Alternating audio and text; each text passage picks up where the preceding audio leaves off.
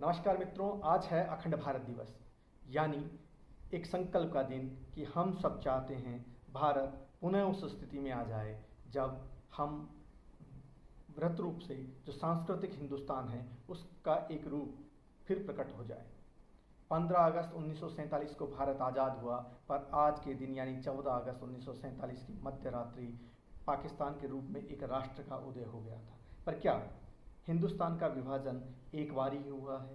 ये बड़ा सवाल है।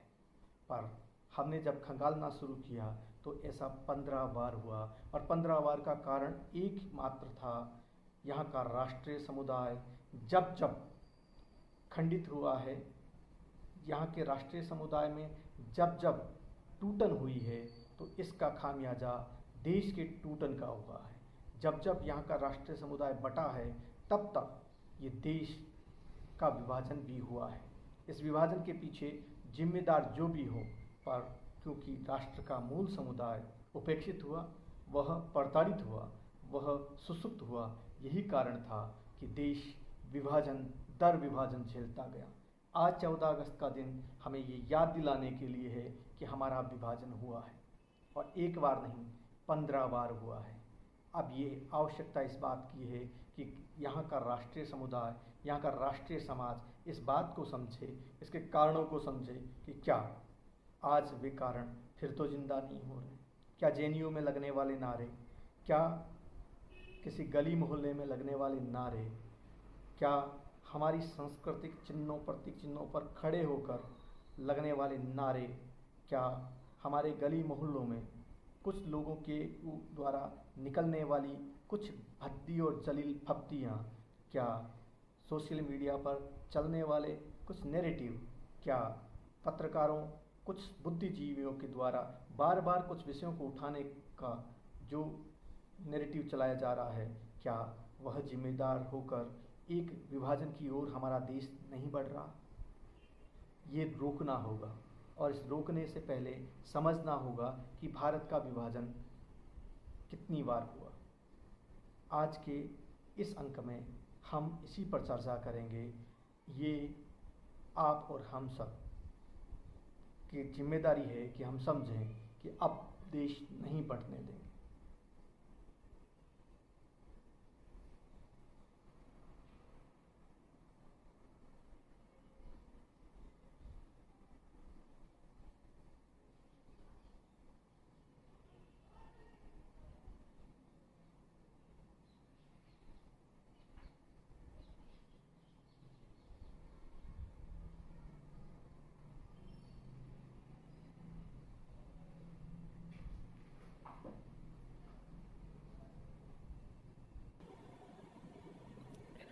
आज हम बात कर रहे हैं उसी अखंड भारत की, दुनिया के सबसे बड़े राष्ट्र के रूप में हम जिसे जान सकते थे, पर इस देश ने बहुत कुछ खोया है।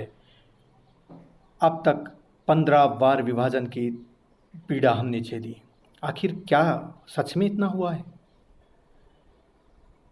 क्या कोई सोच सकता है, क्या कोई विश्वास कर सकता है कि एक राष्ट्र 15 बार खंडित हुआ हो? 15 अगस्त का हम जश्न भले ही मना लें, पर क्या हम जानते हैं हमारा 15 बार विभाजन हुआ है?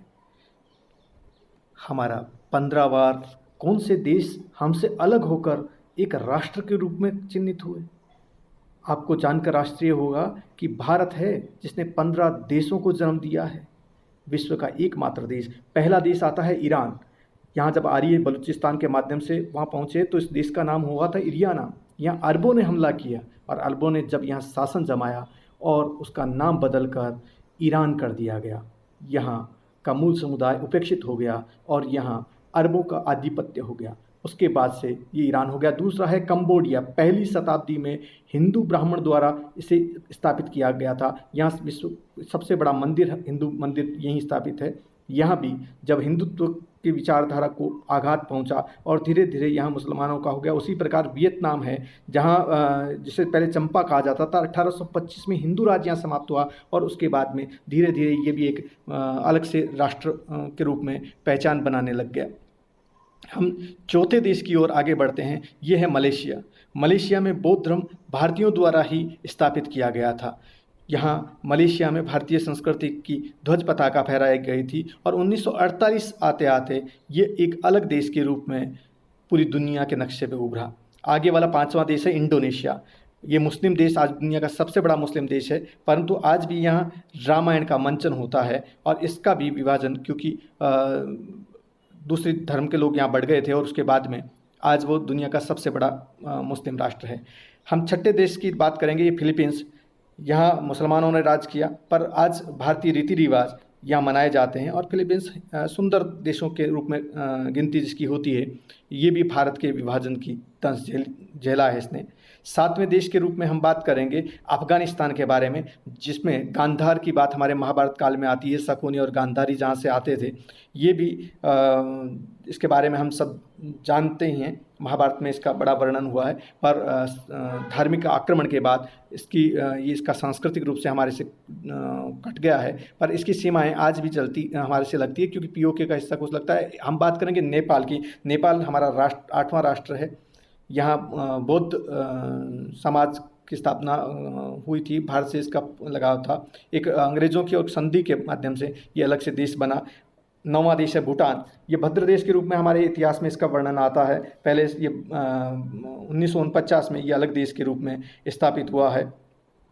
भूटान हमारा निकटतम शांति प्रिय पड़ोसी, पर मूल रूप से ये भारत की सांस्कृतिक एकता का एक भाग है। हम 10वें राष्ट्र के रूप में जो उदय हुआ, हमारे भारत से निकला, भारत की इस भौगोलिक सीमाओं से, सांस्कृतिक सीमाओं से बाहर गया, वो श्रीलंका। श्रीलंका जिसे हमारे इतिहास में ताम्रपाणी कहा जाता है, 1937 में इसका विभाजन हुआ। इससे पहले यहाँ पुर्तगालियों ने और अंग्रेज़ों ने यहाँ शासन किया। 1937 में ये एक राष्ट्र के रूप में चिन्हित हुआ। रामायण काल में रावण की राजधानी रावण यहीं रहता था। 11वें देश में म्यांमार है, जिसे वर्मा कहा जाता था, या वाराणसी के राजकुमार इसके पहले राजा थे। 1852 में अंग्रेज़ों ने इस पर कब्जा किया और 1937 में इसको भारत से अलग घोषित कर दिया गया। अब हम बात करेंगे उस देश की जिसका आज स्थापना दिवस मनाया जाता है, पाकिस्तान। 1947 में हमारा विधिवत अंग्रेज़ों के शासनकाल से मुक्ति के नाम पर विभाजन हुआ। आज विभाजन की त्रासदी ये है कि जिस कारण से हुआ, वो कारण आज भी यथावत वैसे के वैसे जिंदा है, पर हम विभाजन का दंश झेल रहे हैं। उसी प्रकार 1971 में जो पूर्वी पाकिस्तान था वो विभाजन हुआ और बांग्लादेश बन गया। बांग्लादेश भारत से ही निकला हुआ एक हिस्सा है। हम 14वें देश के रूप में बात करेंगे थाईलैंड की, जिसे हमारे प्राचीन ग्रंथों में श्याम देश के रूप में जाना जाता है। यहाँ भारतीय संस्कृति की धर्म पताकाएँ पहले फहराया करती थी। थाईलैंड के बाद हम बात करेंगे 15वें देश के रूप में तिब्बत की। तिब्बत भारतीय सांस्कृतिक सीमाओं का देश था, जिस पर चीनी ने कब्जा कर लिया था और उसके बाद में उसने स्वतंत्र देश के रूप में अपने आप को घोषित किया था। फिर नेहरुवियन मॉडल के चलते जब चाइना ने उसके ऊपर हमला कर लिया था, तो हमने शांति की बात करते हुए इसे स्वीकार कर लिया था और तिब्बत आज चाइना का हिस्सा बन गया है। चाइना ने इस पर कब्जा कर लिया है। आपको ये जानकारी अच्छी लगी होगी। यदि अच्छी लगी तो इसे पसंद कीजिए। हम आगे बढ़ें। उसे हम फिर से अखंड भारत का स्वप्न साकार करने के लिए जो हमारे सैनिक, स्वतंत्रता सेनानियों ने, क्रांतिवीरों ने, हमारे पूर्वजों ने जो स्वप्न सजोया था, उसको पूरा करने के लिए क्या हम सब प्रयत्न करेंगे। आपका ये प्रयत्न आपके गली मोहल्ले से शुरू होता है। आपका ये प्रयत्न अपने परिवार से शुरू होता है। आइए परिवार को एकजुट रखें, गली मोहल्ले को एकजुट रखें, आपके समाज को एकजुट रखें। आपकी ताकत इस हिंदुस्तान की ताकत है। जब जब आप कमज़ोर होंगे, जब जब हम कमज़ोर होंगे, तब तब कोई जिन्ना ये सपना पाल लेगा। आइए जिन्ना कोई सपने न पाले, इसलिए हम सब जागते रहें। आप इस चैनल से जुड़े रहने के लिए सब्सक्राइब कर सकते हैं और अपने मित्रों को यदि ये बात अच्छी लगती है तो उसको साझा कर सकते हैं शेयर करके, और मुझे लगता है आपको पसंद आएगा तो लाइक का बटन भी दबा सकते हैं। आज बस इतना ही, फिर मिलते हैं अगली बार किसी नए विषय के साथ। तब तक के लिए नमस्कार, सी यू।